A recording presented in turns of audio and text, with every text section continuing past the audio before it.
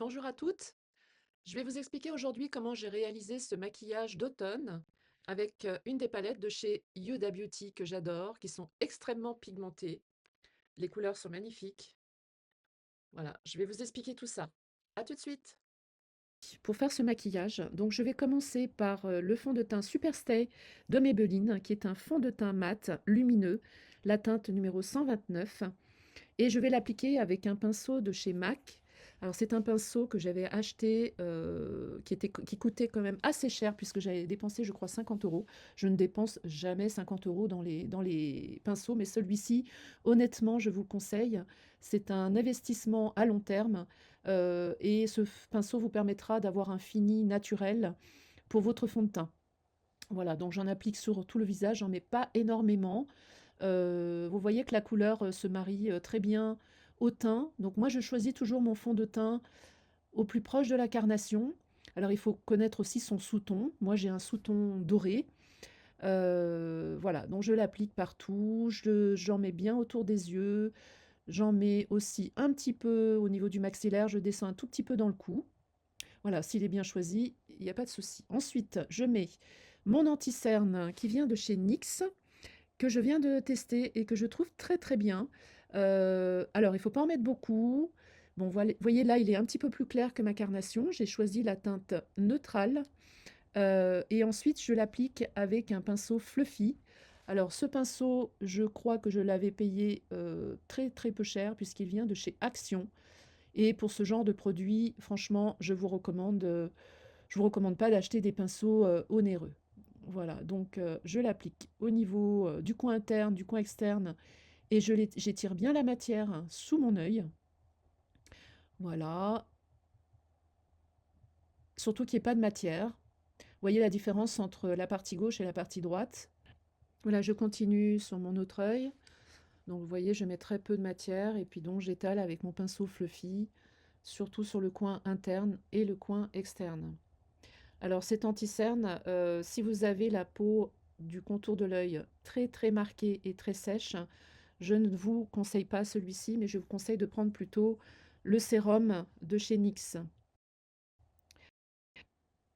Voilà, vous pouvez aussi appliquer votre anti-cerne au niveau des rides profondes, donc les rides tombantes.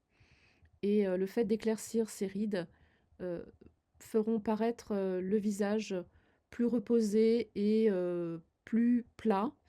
Donc après, il faudra retravailler les creux et les volumes. Voilà, on va continuer ensuite avec la poudre. Moi, j'aime bien poudrer un tout petit peu mon teint puisque j'ai une peau mixte, ancienne peau grasse. Alors, celle-ci, c'est une poudre de chez Kiko, qui est la Radiant Fusion, et c'est la teinte numéro 5. C'est une poudre cuite, donc que j'applique avec un gros pinceau. Donc j'en mets assez peu, mais je travaille surtout sur la zone T et aussi au niveau du contour de l'œil. Voilà, pour bien fixer votre maquillage. Je continue avec la poudre NYX. C'est 3 Steps to Sculpt. Désolée pour mon accent anglais. C'est une palette sculptante pour le visage.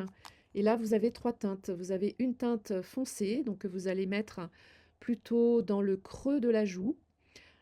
Alors, par rapport à la forme de votre visage, bon, moi, vous avez vu, j'ai des joues qui sont quand même assez grandes. Et je vais travailler aussi au niveau du contour du visage. Voilà, pour atténuer les petites bajoues. Voilà, et ça va en même temps donner bonne mine. J'ai aussi un front assez large, donc je vais, comment dire, foncer les coins de mon front, donc pour le sculpter. Voilà, donc ça, c'est la teinte foncée. Alors, ce produit-là, c'est la teinte, enfin, c'est la palette Light que j'ai pris. C'est la plus claire. Voilà, ensuite, je vais utiliser le lighter, l'highlighter, pardon. Donc je vais appliquer assez haut sur la pommette. Alors attention de ne pas l'appliquer sur les rides, puisque l'irisé va faire ressortir les volumes, ça va accrocher la lumière et ça va faire ressortir les rides. Voilà, donc on va pas en mettre trop, on va en mettre vraiment sur la pommette. Voilà, je prélève avec un pinceau fluffy aussi, un petit peu de matière foncée pour me structurer un tout petit peu le nez. Voilà, pour l'affiner. On va lui faire un petit bourron. Ensuite, je continue avec les sourcils. Les sourcils très très importants dans le maquillage, surtout pour un maquillage rajeunissant. Vous voyez que moi, je n'ai pas beaucoup de sourcils. J'ai perdu mes sourcils avec le temps, je ne les ai pas épilés, ils sont tombés tout seuls. Donc là, je le dessine suivant la règle du triangle d'alignement. Je vous expliquerai une autre fois un petit peu plus précisément. Et le crayon que j'utilise, hein, c'est un crayon Kiko de la gamme Green Me et c'est le numéro 102. C'est un blond doré. Alors il est un petit peu trop jaune à mon goût. Disons qu'il me convient mieux quand j'ai fait ma coloration dorée. Là, je dois la refaire. J'ai des racines un peu grisonnantes. Et là, je trouve que ça jure un tout petit peu. Mais au niveau texture, je le trouve vraiment très très bien. J'ai acheté d'autres crayons à sourcils dernièrement, je vous en reparlerai. Voilà, donc moi je n'aime pas les sourcils trop épais, ça dépend du visage. Aussi, il faut s'adapter à chaque morphologie. Moi, mes yeux sont quand même assez petits, je n'ai pas une grande paupière. Donc, si vous épaississez votre sourcil, eh bien, vous allez écraser un tout petit peu votre regard. Voilà, donc j'utilise la petite brosse qui est sur ce crayon pour enlever le surplus. Alors, c'est parti avec les couleurs. Donc, la fameuse palette Chocolate Brown de Huda Beauty. Alors, si je peux vous recommander une marque au niveau des fards à paupières, c'est Huda Beauty. J'adore, j'adore cette marque. Les textures sont absolument fabuleuses. Elles sont très pigmentées. Les associations de couleurs sont absolument magnifiques. Les mats sont sublimes et les irisés le sont tout autant. Donc là, je commence par appliquer un marron chocolat foncé avec un pinceau plat. Alors par contre, au niveau des pinceaux, je vous recommande soit des pinceaux en poil de martre ou des pinceaux en synthétique mais de bonne qualité. Là, en l'occurrence, j'ai utilisé un pinceau de chez Kiko. Alors c'est le numéro 01 qui est parfait pour les couleurs foncées. Donc là, vous voyez que je l'applique assez près de l'œil. Je commence à l'extérieur. Alors, je suis mon triangle d'alignement. Le triangle d'alignement, en fait, c'est un point qui se trouve entre le coin externe de la narine, le coin externe du sourcil. Vous tracez une droite et votre couleur foncée ne doit pas dépasser cette zone. Voilà, là je prends un pinceau avec rien dessus, un pinceau qui va flouter, donc il est moins plat que que le Kiko, et je vais étirer ma matière. Il vaut mieux en mettre moins et l'étirer et y aller étape par étape. Là c'est un Sephora numéro 08, voilà, qui est un pinceau arrondi aussi, mais qui est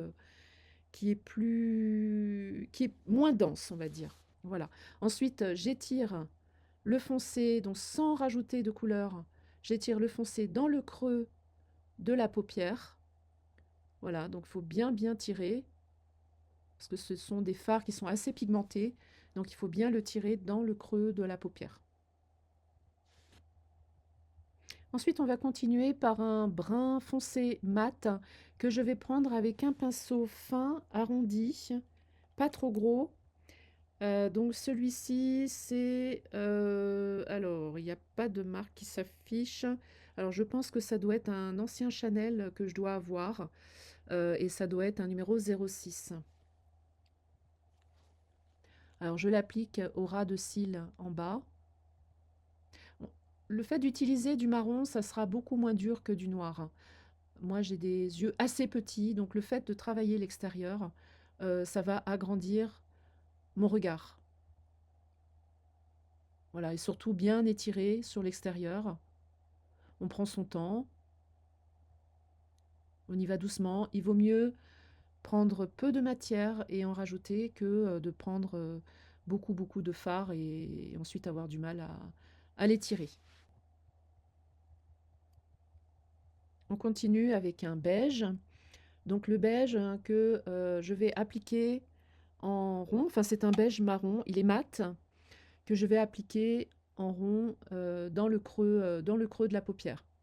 Bon là sur l'œil droit j'en ai mis un peu beaucoup, donc on va l'étirer, l'étirer. Voilà, si vous voyez que vous en avez mis un peu trop, vous prenez votre pinceau où il n'y a rien dessus et voilà, et vous étirez la matière. Vous étirez, vous étirez, vous étirez. On monte assez haut le fard, hein, vous avez remarqué. C'est ce qui va faire que ça va agrandir votre œil. Alors je continue avec un pinceau spécifique pour le contour des yeux, biseauté. Alors celui-ci, pareil, je l'ai pas payé cher du tout puisque c'est un pinceau de chez Action. Voilà, donc j'applique en fait la même couleur que le haut sous l'œil pour agrandir le regard. Ensuite, je continue avec un crayon marron foncé que je vais mettre dans la racine des cils inférieurs. Moi, je trouve que ça... Alors, si on met que à l'intérieur, ça va rapetisser votre œil.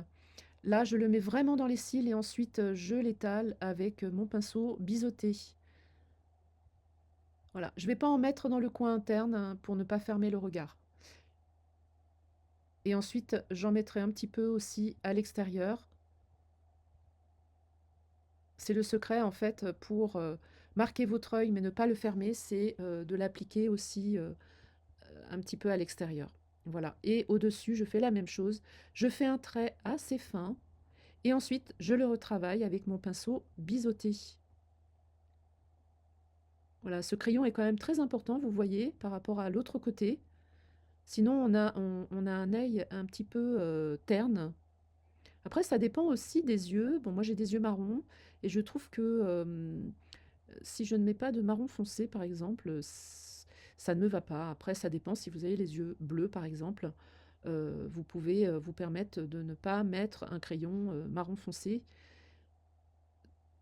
C'est très joli aussi. Voilà.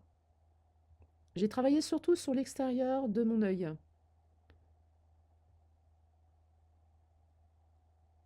Voilà, j'essaye d'étirer un tout petit peu vers l'extérieur aussi. Je tourne mon pinceau biseauté pour étirer la matière hein, jusqu'à l'extérieur. Voilà, ça commence à prendre forme. Qu'en pensez-vous?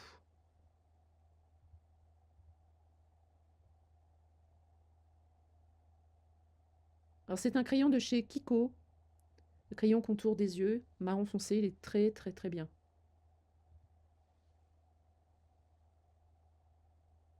Alors là, je vais mettre un crayon clair, un crayon beige, que je vais mettre plutôt à l'intérieur, au coin interne. Donc il va ouvrir un petit peu le regard. Voilà, je crayonne juste l'intérieur en fait.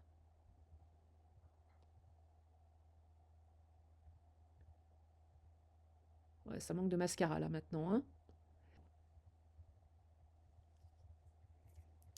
Donc je vais utiliser le mascara Firework de chez Maybelline.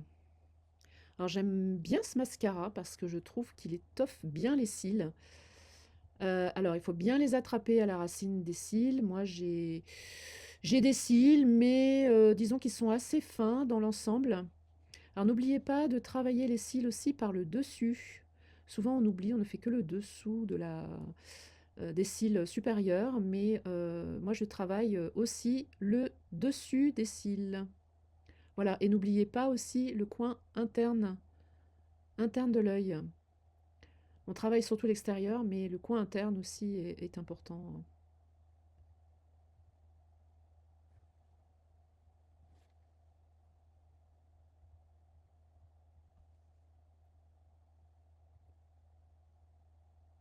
j'en mets une couche. Si je vois qu'il n'y en a pas assez, je mets une deuxième couche avant que ça sèche. Alors je mets pas, je mets rarement en fait du mascara en bas, ça m'arrive, mais ça dépend des fois. Je trouve que ça arrondit un petit peu le regard. Voilà, on continue après avec le blush. C'est un blush de la marque Miss Den qui était en promotion. J'ai dû payer 3,50 €. Vous voyez, il n'y a pas besoin d'acheter du matériel ou du maquillage trop cher. Quelquefois, on trouve des petites pépites pour vraiment pas cher du tout. Là, c'est un pinceau de chez Action, donc un pinceau à blush.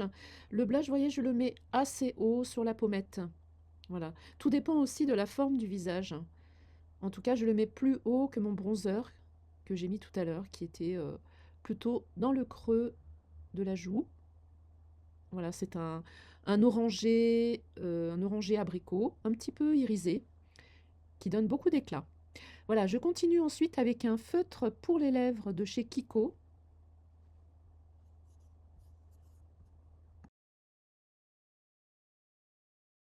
C'est la teinte numéro 109. Alors, je vous avouerai que je suis un petit peu déçue de ce feutre. Je trouve qu'il sèche très très vite et je trouve qu'il ne marque pas énormément. C'est dommage parce que la couleur est vraiment sympa. Donc voilà, je le finis, mais on va dire que je ne le rachèterai pas celui-ci. Voilà, donc je commence par l'arc de Cupidon. C'est l'arc qui se trouve au milieu de la lèvre supérieure. Je rejoins les commissures et ensuite je fais la lèvre du bas. Alors moi j'ai un souci avec ma bouche, c'est que la lèvre du bas n'est pas assez grosse par rapport à la lèvre du haut, donc j'essaye de l'agrandir en mettant le contour en deçà de ma bouche naturelle. Voilà, pour respecter les proportions. Donc là j'ai fait une petite erreur. Je corrige avant que ça soit sec. Toujours prendre son temps pour les lèvres.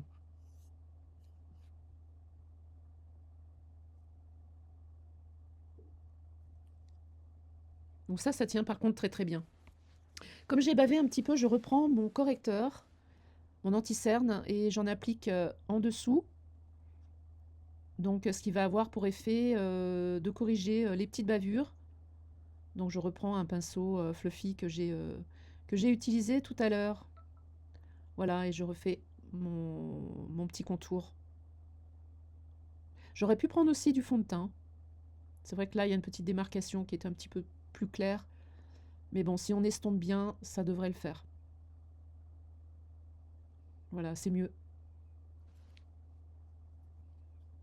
Ensuite, on va continuer avec le rouge à lèvres. Donc là, c'est un rouge à lèvres de L'Oréal. C'est le numéro 231, qui est un beige satiné. Alors, les textures des rouges à lèvres L'Oréal sont quand même assez sympas, assez crémeux. Et celui-ci, vraiment, il va avec tout. Voilà, je crois que le maquillage est terminé. Qu'en pensez-vous? C'est assez naturel. Voilà, je suis assez contente de moi.